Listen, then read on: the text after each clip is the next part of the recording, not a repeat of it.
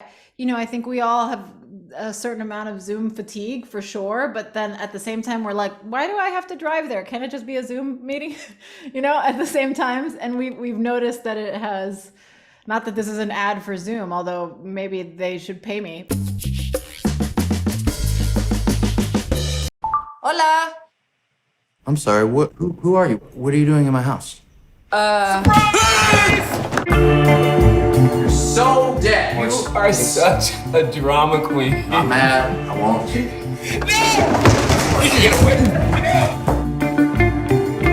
Who are you again? I'm your Spanish teacher. So I have to speak Spanish for one day. Well, I actually bought the 100 lesson package. Will, did you buy me 100 Spanish lessons?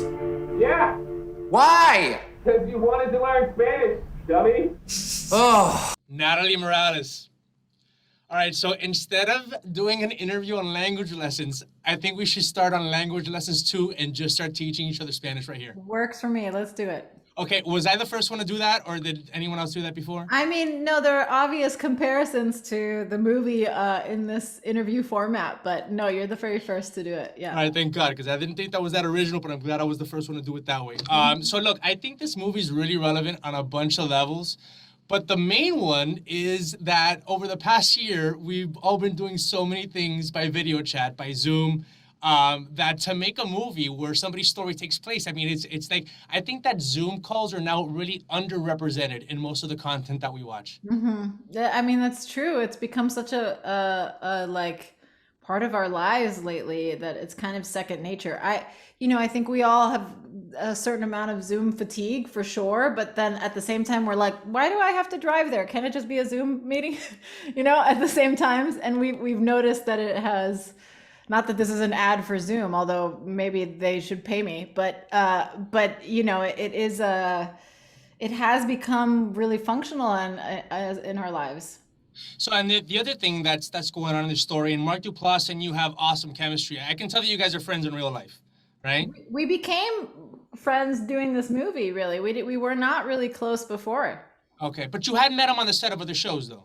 Yeah, well, I had directed a couple of episodes of his show, Room 104, that was on HBO, but he wasn't on set when I filmed those. So we had known each other socially a little bit, but we had never actually gotten to work together like day to day ever. Well, I love the whole cultural thing. As a Latina, you're bringing in this reality of living in kind of two cultural worlds, and then people who are non-Latinos are realizing they gotta start learning some Spanish. So that whole dynamic. So tell me how did the idea to bring all that together in this film come about? What was the spark? Well, at the beginning of the lockdown, when the pandemic first started, Mark was actually taking some Spanish lessons online from a school in Guatemala. And he spoke a little bit of Spanish already, so they were having kind of just conversational lessons and talking. And our friend Lynn Shelton, who's a director, had just died, and they ended up talking about that and actually having kind of like a serious, more in-depth conversation. And then he called me after that and was like, "Hey, do you speak Spanish?" And I was like, "You see?" And he was like, "Do you? I have this idea for a movie, but I don't know anything else. Like, I don't know what's going to happen in it. I just know that it's a Spanish teacher and her student. Do you want to write it together, and do you want to make it together?" And I said yes. Perfect. Awesome. I'm glad that then, how like back in the day, like Latin actors used to change their names to something that sounded a little bit more generic. He was Morales. Natalie Morales. She directed one of my shows, so that was good. How did you direct via Zoom? Were you ever in the room with him when he was? So you were not just acting; you were directing the entire time via Zoom. Yeah, I was alone in my house, and so was he, and so was everybody else. We did it all remotely. Okay, well, at least his availability is gonna be more flexible. Yeah. Yeah, it was interesting. We kind of had to discover a totally new way to do it. So you're known as a director. You're also in front of the camera as well. Which one do you lead with? Which one did you come out to Hollywood kind of leading with? As a director, writer, or more as an actress? Or No, I mean, I definitely have built more of a career for myself as an actor, and only recently been given, real opportunities to direct, which I'm very, very thankful for. And I would like to continue to do both. why do you think you got those opportunities recently to direct? I mean, honestly, a lot has to do with Mark. I wanted to direct, and so I was directing anything I could get my hands on, and I was my friends who are in bands, I was directing their music videos, and I was pitching stuff to Funny or Die and directing like sketches and stuff there. But it was really when Mark saw a music video that I directed for this artist named Andrew Bird, and really liked the video, and so he offered me an episode of Room 104 to direct, and so he gave me that opportunity, and that's what got me into the Directors Guild.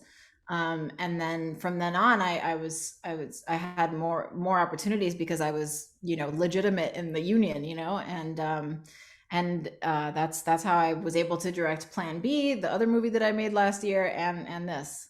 Yeah, Plan B was great, by the way. I think we covered one of the co-stars on LATV. Do you think that one of your talents as an actress is that you're really comfortable, like with yourself and your own skin, and that kind of like makes you a little less nervous, or are you just such a good actress that I can't tell that you're nervous and you actually are? It depends. It depends on the situation. There are sets and scenes and parts that I feel much more comfortable in, and there's things where I'm like, what do I do with my hands? I don't know what to do with my hands. How do I act? How do I am a person? So it really depends on the day and how I'm feeling and on the role. It's all different, but I guess that's all acting. I swear to God that the first time that I got to do like a hosting gig on TV, I asked, what do I do with my hands? Yeah, that's like the first thing. You become suddenly very aware of your hands. Yeah. So last question. This is more about you and your heritage. I don't know if you remember, but I was at the downtown LA March for Cuba, and I walked up to you. We had our masks on. I introduced myself.